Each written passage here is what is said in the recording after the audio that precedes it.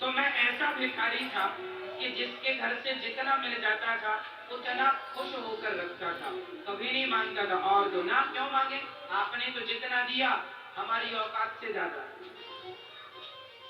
कोई सीधा सूपे में सुपड़े में लगाकर थोड़ा सा नमक, थोड़ा आटा, थोड़ा दाल चावल देते, हम उसे ले लिया करते थे। तो भीख मांगने का हमें पता है कि असली भिखारी कौन होता है।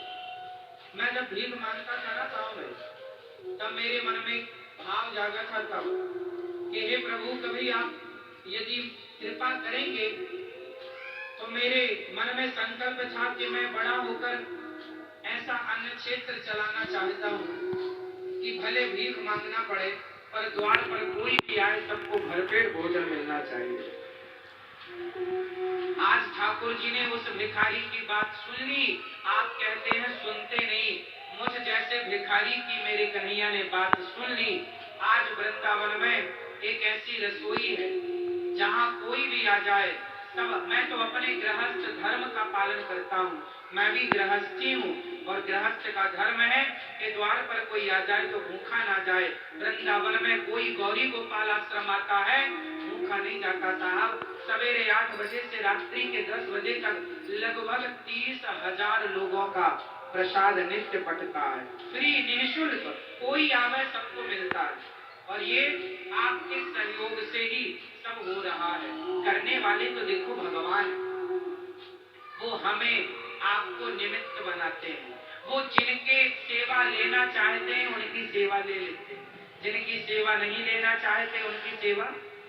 आप लोग यदि कुछ दे पाए तो ये सोचिएगा कि ईश्वर ने आपकी सेवा स्वीकार कर ली है, और यदि आप नहीं दे पाए तो समझ लीजिएगा कि भगवान ने आपकी सेवा लेनी ही नहीं चाहिए। इसलिए वृंदावन में अन्य क्षेत्र में आप भी सहयोग की आहुति जरूर डालिएगा, क्योंकि आपके सहयोग से हजारों साधु संत जरूरतमंदों को पेट भर भोजन वृंदावन जैसे धाम में मिल रहा है। और ये सबसे बड़ा दान है।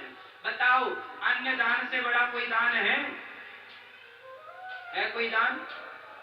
इसलिए आप भी एक दिन का अन्न क्षेत्र अपनी तरफ से जरूर बंटवाइए। अपने बच्चों के जन्मदिन पर बंटवाइए, बच्चों के नाम से बंटवाइए, शादी की सालगिरह पर बंटवाइए, अपने नाम से अपने पति पिता पुत्र किसी के नाम का अन्नदान जरूर कीजिए।